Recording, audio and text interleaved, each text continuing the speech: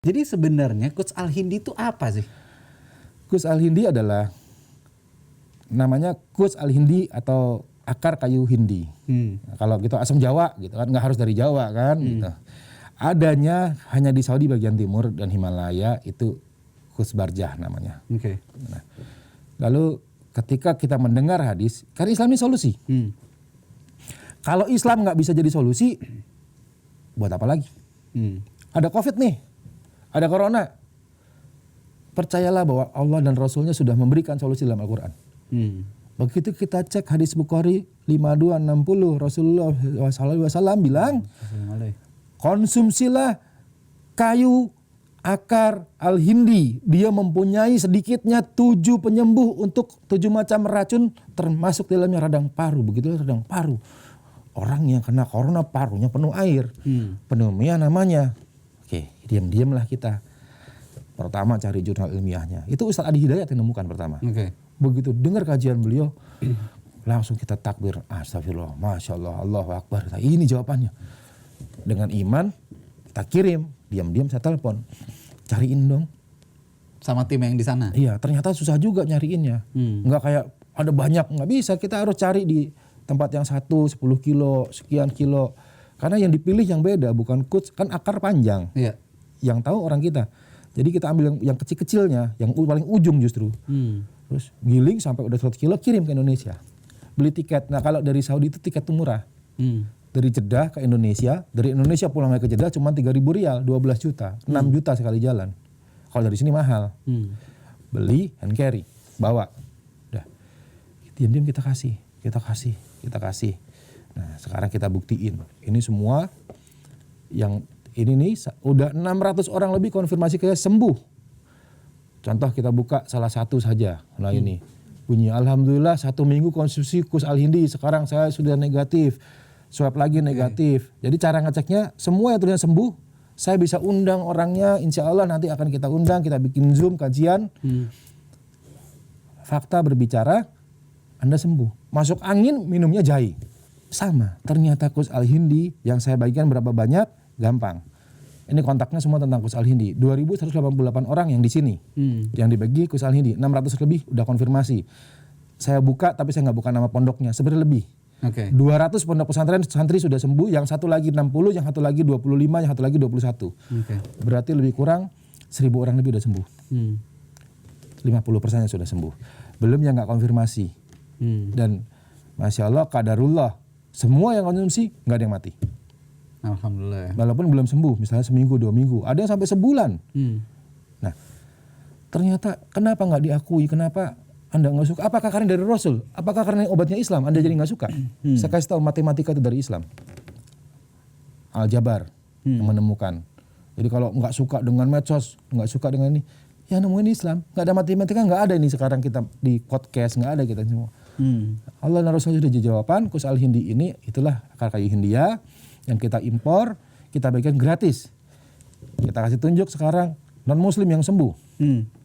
Oh jadi non Muslim pun minta nggak apa-apa, siapapun. Semalam saya kirimin, nih orang Buddha misalnya. Nah, ini 3 orang Buddha ini. Kita kirim, minta nggak? Minta, saya kirim. Nih saya kirim langsung. Agamanya jelas, Buddha. Nah, orang Kristen sembuh, jelas. Saya nggak minta bayaran. Jadi memang ini adalah salah satu program yang dilakukan sama Ikhlas Foundation itu sendiri. Jadi selama masa pandemi ini memang Ikhlas Foundation itu membagikan Quds Al-Hindi ini. Kita mulai baru sebulan. Oh baru sebulan ini? Sebulan lebih. Sekarang 1,5 bulan. Terus bagi-bagi nasi juga gitu nasi kan? juga. Gitu. Nah yang terlibat di kegiatan ini tuh sebenarnya siapa aja sih? Banyak emak-emak juga katanya ngikutan. Ya alhamdulillah emak-emak banyak. Yang ngantar makanannya, yang apa banyak sekali. Itu dari awal pandemi. Dari awal pandemi. Bahkan banyak apa yang saya bisa bantu, apa yang saya bisa, banyak yang mau ikut terlibat, Masya Allah. Gitu. Jadi kegiatannya memang udah kegiatan kemanusiaan banget gitu kan ya? Ya mudah-mudahan bermanfaat karena Islam rahmatin alamin. Apa yang kami lakukan hanya kamu boleh bilang begini begitu terserah. Kamu bilang Islam begini begitu. Lihatlah setelah saya masuk Islam dan teman-teman yang masuk Islam, kami menjadi seseorang yang insya Allah harus koordinasi anfa'ulinas, harus bermanfaat untuk orang lain. Bermanfaat karena Allah, bukan dimanfaatkan. Jadi insya Allah itulah Ikhlas Foundation, sikap hati seorang muslim yang ikhlas karena Allah, sungguh-sungguh karena Allah, dan berjihad menegakkan kalimatullah. Supaya kalimat Allah tinggi. Kira-kira sampai saat ini kan berarti kan ada bendahara, ada admin dan segala macam, itu berarti kan ada yang mendata. Ada. Nah, kira-kira sampai saat ini udah berapa banyak orang yang mendapatkan bantuan dari Ikhlas Foundation ini? Saya nggak hitung, tapi kalau 10.000 orang lebih. 10.000 orang lebih? Rutin ya dalam masa pandemi ini, insya Allah lebih. Jadi ini kan kita pandemi udah kurang lebih 8 bulan nih sekarang, ya kan? Dari awal masa pandemi sampai sekarang itu udah 10.000 orang lebih. Ya, hitung aja kalau tiap hari kita bagi berapa ribu kotak nasi. Minimal 1.000 lah. Sehari 1.000? Ya. Yo lebih banget Jogja, dong. Semarang, Pekalongan, Jakarta. Lebih dari 100.000 bahkan. Saya nggak hitung, karena itu semua biar Allah yang tahu. Biar malaikat yang hitung.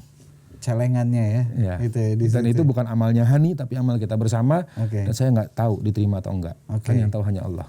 Nah jadi memang kalau kita ngomongin masalah dalemannya ya. Kan ketika kita membantu, mungkin ada banyak orang yang ikutan gitu.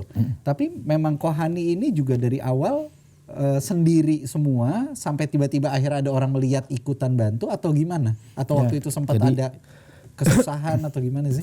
Susah sih enggak. Jadi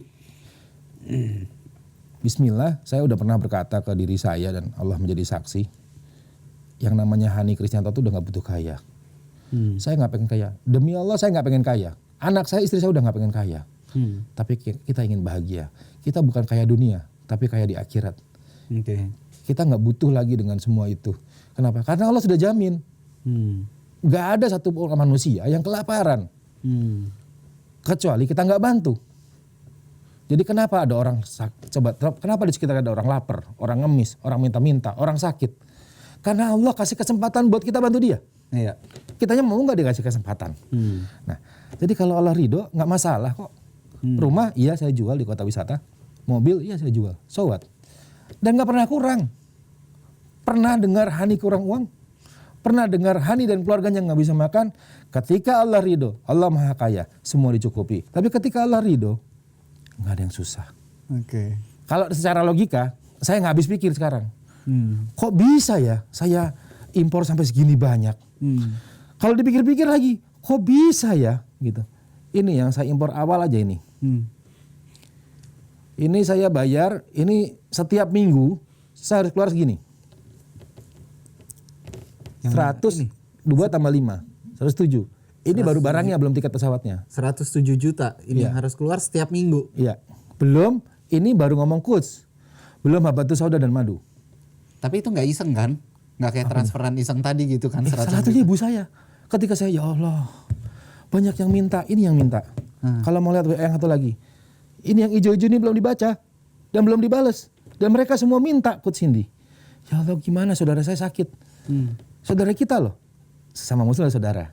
Kalau saudara, belikan yang terbaik untuk dia. Kalau kita pengen ditolong Allah, ketika sakit pengen buru-buru dapat obat, buru-buru kasih obat buat dia. Ya Allah, ibu saya, nih, Han tak kirimin 100, saya bingung, gue nggak nyuruh, dikasih Allah duit buat beli coach. Kurang lagi, tuh masih kurang 20, Kohani saya udah Kohani ini nitip 200, yang terima saya dan bendahara, Ustadz Sabar juga, mereka ngecek, nggak kurang tuh, kirim ke Mekah, besok kirim barangnya. Cari di sana. Nyampe barangnya 2-3 hari. Nyampe bungkus. Bungkusnya pegel-pegel. Sampai badan kita bau kuts. Gitu. Bungkus 100 kilo tuh nggak gampang gitu kan, di botol-botol kecil. Nah, kalau Allah ridho, semua nggak ada masalah.